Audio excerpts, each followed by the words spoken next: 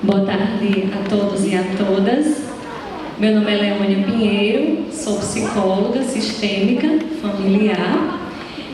De antemão já quero agradecer a coordenação do evento, e parabenizar também por um evento de grande relevância e da gente estar discutindo uma temática tão importante que é a das doenças raras e anomalias congênitas.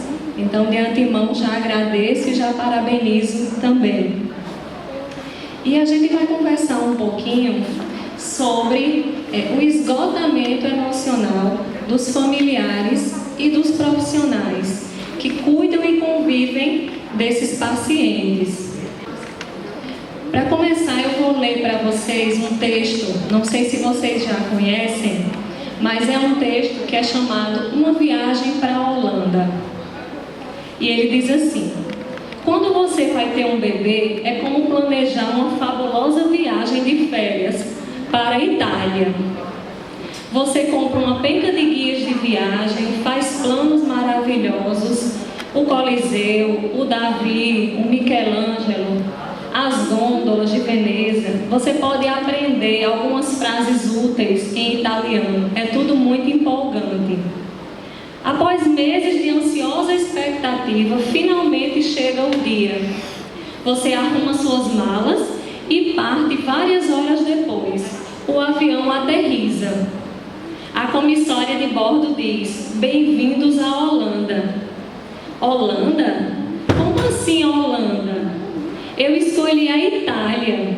Deveria estar na Itália. Toda a minha vida eu sonhei com a Itália. Mas houve uma mudança no plano de voo. Eles aterrizaram na Holanda e é lá que você deve ficar. O mais importante é que não levaram você para um lugar horrível, repulsivo, imundo, cheio de fome e doenças. É apenas um lugar diferente. Então você precisa sair, comprar novos guias de viagem e deve aprender todo um novo idioma. E vai conhecer todo um novo grupo de pessoas que você nunca teria conhecido. É apenas um lugar diferente. Tem um ritmo mais lento do que a Itália, é menos vistosa que a Itália, mas depois de estar lá por algum tempo e respirar fundo, você olha ao redor e começa a perceber que a Holanda tem moinhos de vento e tem tulipas. Mas todo mundo que você conhece está ocupado indo e voltando da Itália. E todos se gabam de quão maravilhoso foram os momentos que passaram lá. E pelo resto de sua vida você vai dizer: sim, era para onde eu deveria ter ido. É o que eu tinha planejado. E a dor que isso causa não irá embora nunca mais. Porque a perda desse sonho é uma perda extremamente significativa. Porém, se passar a vida lamentando o fato de não ter chegado à Itália, você nunca estará livre para aproveitar as coisas muito especiais e as coisas adoráveis da Holanda.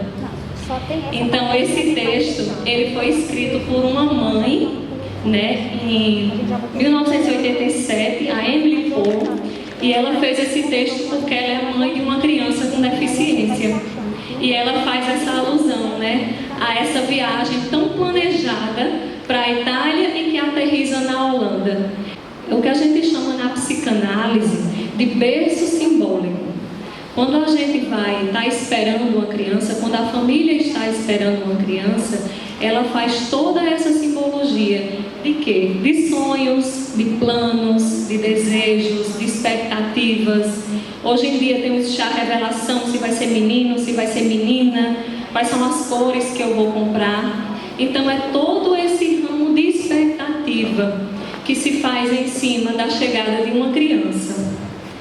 E quando esse diagnóstico de uma doença gera uma crise e um mal-estar na família, a mesma percebe que tudo aquilo que estava até então planejado e idealizado tem a possibilidade de não se concretizar.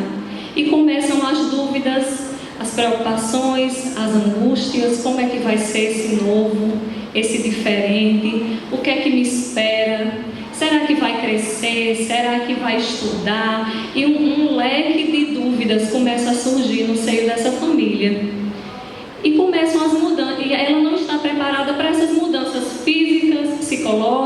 sociais, para as possíveis alterações diárias que terá de enfrentar. Fazendo uma conceituação, o que são doenças raras? Então, doenças raras são definidas pelo número de pessoas afetadas.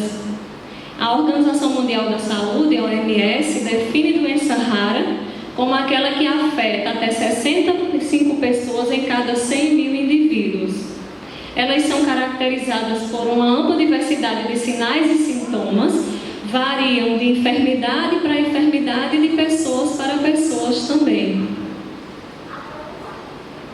E o que são anomalias congênitas? Eu estou dando mais uma breve conceituação a vocês, porque o foco da gente, de fato, é estar explanando mais na frente a questão da família, né, de como esses profissionais e esses cuidadores com esses pacientes. Mas o que são anomalias congênitas? Segundo a Organização Mundial da Saúde, anomalias congênitas são anormalidades que podem ser estruturais ou funcionais, que ocorrem durante a gestação. Eles têm origem genética, infecciosa, ambiental ou nutricional, embora em muitos casos não seja possível identificar a sua causa. Como também em muitos casos leva tempo para esse diagnóstico.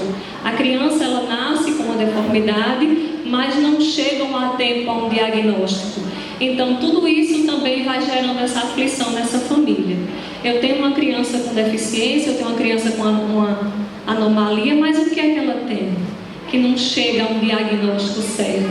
Tudo isso vai aumentando essa aflição que essa família já está passando. E aí vem a fase do luto inicialmente. A negação, a família não aceita. Por que com a gente? Por que comigo? Por que isso está acontecendo? Até vir a fase da aceitação. Família é o primeiro grupo que o indivíduo ele é inserido. Quando ele chega ao mundo, ele já chega numa família. Pelo menos, normalmente é o que acontece. A gente sabe que existem as peculiaridades, as exceções, mas normalmente o indivíduo ele chega dentro de uma família.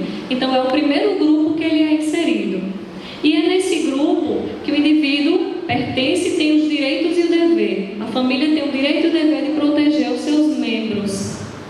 A família é percebida não como um simples somatório de comportamentos e anseios e demandas individuais, mas sim como um processo integrante. Ou seja, a família ela não é cada indivíduo separadamente, mas ela é um sistema, ela é um grupo onde eles interagem entre si e um vai estar interferindo na vida do outro. Muitas vezes a gente pensa que tem uma pessoa da família que passa por algum problema pontualmente e que os outros não estão sendo afetados. Não. A família como sistema, um membro, ele interfere diretamente na vida do outro. Mesmo que a gente não, inconscientemente, ele já está interferindo. De acordo com Wallenstein, é na família que se inicia o processo de cultura e de onde partem os valores e as normas da sociedade. Portanto, para um desenvolvimento sadio da personalidade, é necessário que o ambiente familiar do qual a pessoa faça parte seja favorável, numa atmosfera de amor, felicidade e compreensão. A família é um espaço indispensável para a garantia da sobrevivência, do desenvolvimento e da proteção integral dos filhos e dos demais membros, independentemente do arranjo familiar ou da forma como vem se estruturando. Porque a gente sabe que a família hoje em dia não é só aquela família nuclear, pai, mãe e filhos. As famílias hoje em dia elas se configuram de N formas. Tem aquelas famílias que são avós, que são os cuidadores, os padrinhos, os tios, enfim. Então, diversos tipos de família a gente tem hoje em dia, mas eles se configuram da mesma forma. Independente do arranjo familiar, ele é esse espaço indispensável de garantia e de sobrevivência. É a família que propicia os aportes afetivos e, sobretudo, materiais necessários ao desenvolvimento e bem-estar de seus componentes. Aí eu trago também o que é que a Constituição Federal de 88 traz acerca de família, que traz que a família é responsável por criar, cuidar, educar, proteger e garantir o desenvolvimento de suas crianças, tendo o apoio da comunidade e do governo. Isso é muito importante, essa fala da Constituição, porque mostra que não é só a família que tem a responsabilidade sobre os membros, mas a gente, enquanto sociedade, a gente também tem essa responsabilidade, e o governo, né, o público também tem essa responsabilidade. E a saúde é um requisito fundamental e indispensável para um bom desenvolvimento infantil, cabendo à família a responsabilidade de zelar por ela. Então, a família tem essa responsabilidade de zelar pela saúde dos seus membros. É tanto que quando existe uma situação de uma negligência da família na parte da saúde ou escolar, né, os órgãos eles podem estar interferindo e a família responder ou judicialmente ou perante um conselho tutelar numa negligência de saúde. No caso de uma doença rara ou de uma anomalia, aquela criança que precisa tomar uma medicação, que precisa fazer um tratamento de reabilitação, e a família, porventura, não está levando, aquela família ela pode ser responsabilizada e ela pode responder judicialmente por negligência em relação àquela criança ou aquele adolescente, enfim, aquela pessoa. A família como um sistema, como eu já estava dizendo aqui para vocês. A família é um sistema onde cada um interfere na vida do outro. E o sistema, a teoria geral dos sistemas, ele diz que nada acontece isoladamente. E qualquer coisa que afete um dos componentes, afeta todos os outros. Ou seja, qualquer alteração causa impacto sobre todos os outros membros do sistema. E aí até eu fiz uma alusão aqui, coloquei esses como se fosse um dominó caindo, porque é dessa forma mesmo. Quando um cai, é como um dominó, o efeito dominó, os outros vão caindo também. Então isso também acontece no seio da família. Quando um está com um determinado problema, todos os outros são afetados. Por isso que na teoria sistêmica familiar, que é a minha abordagem, a gente não atende o indivíduo separadamente, a gente atende toda a família do indivíduo, porque não vai adiantar trabalhar apenas um indivíduo problema, que é o que a gente diz, que tem alguma demanda de saúde, mas todos precisam desse atendimento. Nesse próximo slide vocês vão ver uma cena que eu trouxe de um filme bem curtinho, que é do filme Extraordinário, e mostra um pouco dessa relação familiar. Caramba! Olha só a cara dele. É uma aberração. Meu Deus, nunca tinha visto nada tão feio assim. Vai ver, é um orc. Caramba. Og, desculpa, mas você não é o único aqui que tem dias muito ruins. Muito ruins? As pessoas evitam tocar em você. Quando alguém se quer andar com você e chamam de abraca. Filho, vai ficar tudo bem. Por que eu tenho que ser tão feio? Você não é feio. E quem quiser realmente te conhecer, vai ver isso. Eles nem falam comigo. Se eu tivesse a cara dele, eu acho que eu me matava. Como tá o ódio? Rolou um certo ruim. Essa parte está baixa, o áudio, mas é só para ilustrar um pouco da presença dessa família, não é? Dessa mãe. Que mostra onde estamos sendo.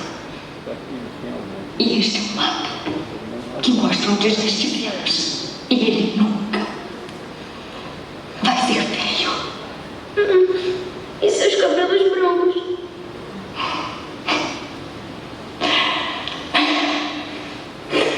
Isso é um presente do seu pai, eu acho.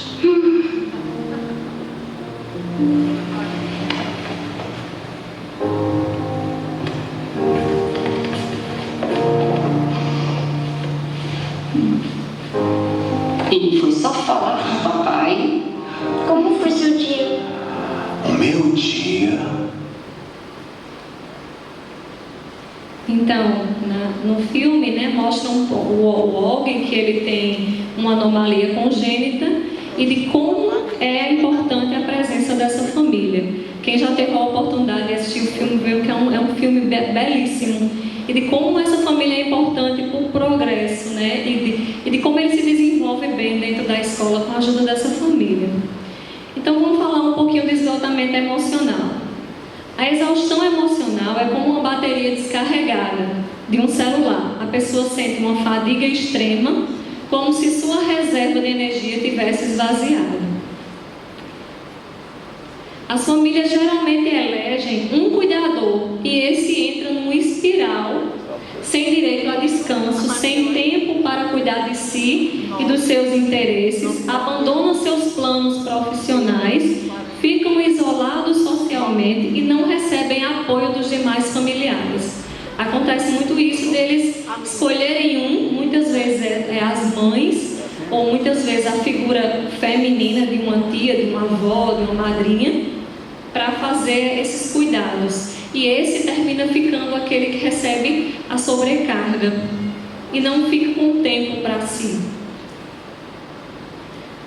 Se deparam com a falta de informação a respeito da doença, dificuldade do acesso ao diagnóstico, a dificuldade do tratamento e a falta também de equipes e profissionais de saúde qualificados. A família sente o impacto no trabalho, uma vez que habitualmente um dos pais termina deixando o emprego para cuidar exclusivamente do filho. Isso aqui é muito do que eu já estava falando, eu vou passar um pouquinho, senão não vai dar tempo eu mostrar lá na frente. A depressão invisível, então, essa pessoa que ela termina sendo eleita para fazer os cuidados daquele indivíduo, daquele paciente, termina muitas vezes, como ele começa a se abandonar para poder cuidar do outro, então ele começa a apresentar sintomas, porque ele não tem mais não tem mais aquele acesso a médicos, ele não marca mais seus compromissos profissionais, termina não fazendo as coisas do seu dia a dia para se dedicar ao tratamento, levar médico, enfim, todos os cuidados. E esse, pontualmente, esse familiar, ele muitas vezes termina adquirindo o que a gente chama de a depressão invisível. E muitas vezes eles não expõem essa depressão porque ele sabe que a partir do momento que ele começa a adoecer, ele não vai ter condição de cuidar. Então muitas vezes eles omitem aquela informação. E aí vem uma gama de sentimentos, vem de medo, medo pelo estado da evolução do paciente, a culpa por não poder ou não conseguir fazer mais, as cobranças e os julgamentos externos, e ainda tem as suas questões pessoais, que ele muitas vezes deixou de lado. Começam as preocupações com escolaridade, com lazer, com a interação com outras pessoas, como é que vai ser a profissão, como é que vai ser o casamento. E todos os obstáculos acima descritos trazem imensuráveis impactos psicológicos aos afetados e aos seus familiares. Então ele começa a se preocupar com tudo isso. E como é que vai ser o futuro do meu filho, da minha filha? E quem cuida do cuidador? Aí fica essa pergunta. Quem cuida do familiar? Quem cuida dos profissionais que atendem esses pacientes? O cuidador, ele necessita de um suporte emocional e financeiro, necessita de uma rede de apoio que esteja dando essa assistência a ele, até familiar, né, dele dividir essa tarefa com outros familiares ter essa sensibilização, né, de que está dividindo com ele essas tarefas. Ele também precisa de um tempo para si e precisa de hábitos saudáveis, inclusive de uma boa alimentação, de médicos, de fazer uma atividade física. Eu queria chegar nessa parte aí, é bem rapidinho, eu sei que eu já estou em cima da hora, mas essa parte aí é a mais interessante, que é a conversa que eu tive com os familiares. Então isso aqui realmente são relatos de familiares que convivem com um paciente de doenças raras.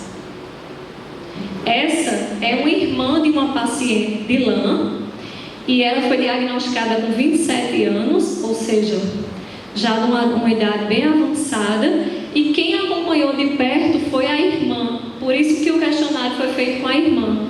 E eu perguntei a ela, como foi para você receber a notícia do diagnóstico? E ela disse, desesperador. é um sentimento de impotência. O fato de não conhecer a doença piorou ainda mais a situação. E eu perguntei qual foi a maior dificuldade encontrada.